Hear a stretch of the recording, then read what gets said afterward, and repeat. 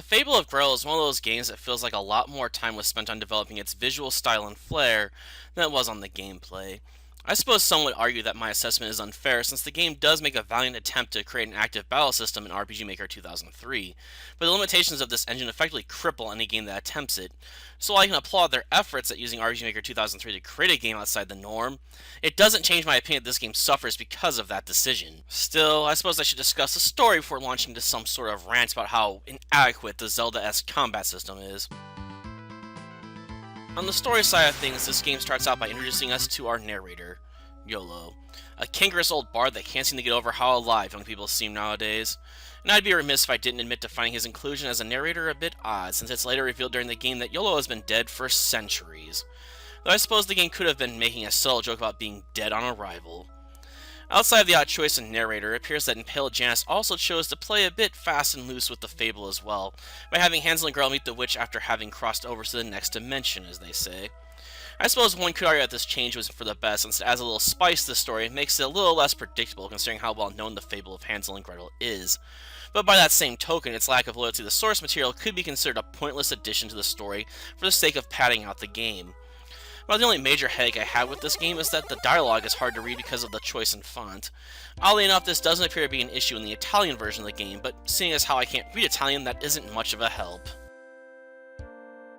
On the gameplay front, this title clearly tries to lift several elements commonly found in the Legend of Zelda franchise, such as an active battle system, as well as includes a few puzzles to solve along the way.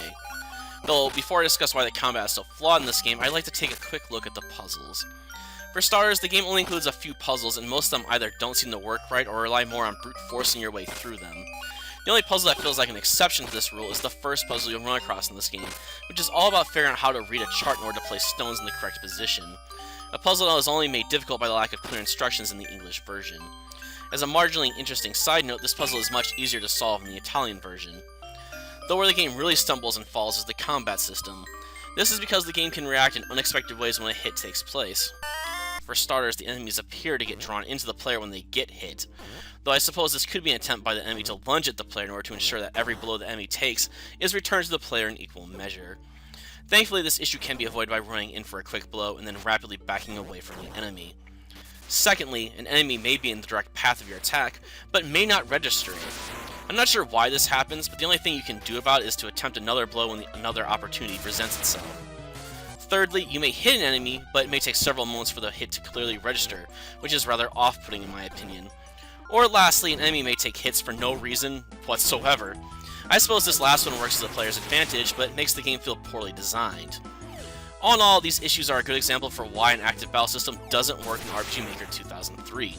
The engine just can't handle such a combat system due to its own limitations, and any game that attempts to include such a system is only going to suffer for it. On a graphical level, the Fable of Gretel is impressive. The game truly captures the look and feel of a game on the Game Boy Color, and I can only compliment the developer for his or her efforts in this area. I even like the fact that the game appears to be played on a Game Boy Color. While I didn't encounter any major bugs in the Italian version of this game, in the English version there are a few bushes you can interact with that cause the game to freeze.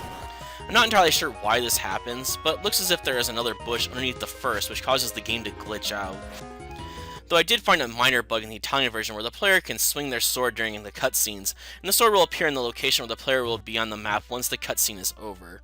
I'm not sure if this bug also exists in the English version since I didn't test it, but I wouldn't be surprised if it can be found there as well.